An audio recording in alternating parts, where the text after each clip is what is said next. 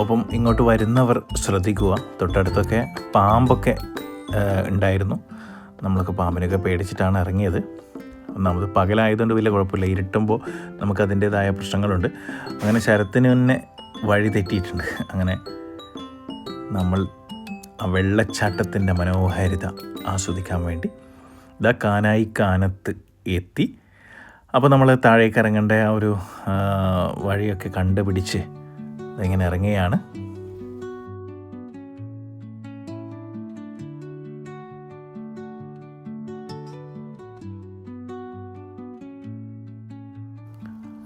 അങ്ങനെ പ്രിയരെ, അങ്ങനെ കാനായി കാനത്തിലെ വെള്ളച്ചാട്ടം, കാരണം നമ്മൾ ഇവിടുത്തൊക്കെ ഇതുപോലുള്ള പല വെള്ളച്ചാട്ടങ്ങൾ കാണാൻ അന്യ ജില്ലകളിലേക്ക് നമുക്ക് പോകേണ്ട ആവശ്യം ഉണ്ടാവാറുണ്ട് പണ്ട്.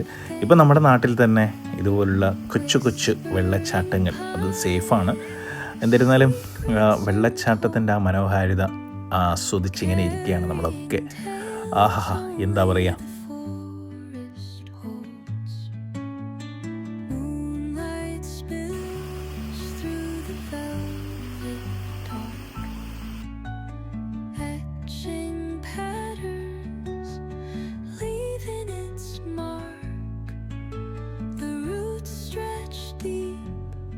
ഇനി നമ്മൾ കാണുന്നത് നമ്മുടെ പ്രിയപ്പെട്ട അജിയേട്ടൻ ഇങ്ങനെ അവിടുത്തെ ഏറ്റവും വലിയ മരത്തിൻ്റെ മുകളിൽ നിന്ന് താഴോട്ട് ചാടുകയാണ്. എന്തായാലും ആദ്യം ഞങ്ങളൊക്കെ പേടിച്ചെങ്കിലും അദ്ദേഹം ഒരുപാട് തവണ ഇവിടെ വന്ന് ഇങ്ങനെ ചാടിയിട്ടുള്ള എക്സ്പീരിയൻസ് ഉള്ളതുകൊണ്ട് പിന്നെ പേടിക്കാനൊന്നും ഉണ്ടായില്ല.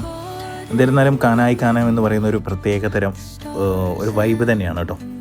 നിങ്ങൾ വരുമ്പോൾ ഏത് സമയം ഇപ്പോഴും വരാൻ, ഇപ്പോൾ മഴക്കാലമാണ്, 1-2 മാസത്തേക്ക് എനിക്ക് തോന്നുന്നു ഈ ഒരു വെള്ളച്ചാട്ടത്തിൻ്റെ ഈ ഒരു വെള്ളത്തിൻ്റെ ഈ ഒരു ഫോഴ്സ് ഉണ്ടാവും, പിന്നീട് അത് കുറയും. ഓക്കെ, അപ്പോൾ നമ്മളൊക്കെ ഇങ്ങനെ ആസ്വദിച്ചു.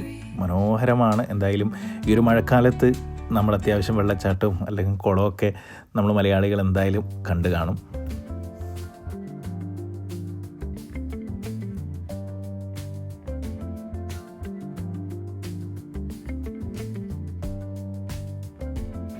പ്രിയപ്പെട്ടവരെ, അങ്ങനെ കാനായി കാനത്തെ ഈ ഒരു വീഡിയോ ഏകദേശം വൈൻഡപ്പ് ആവുകയാണ്.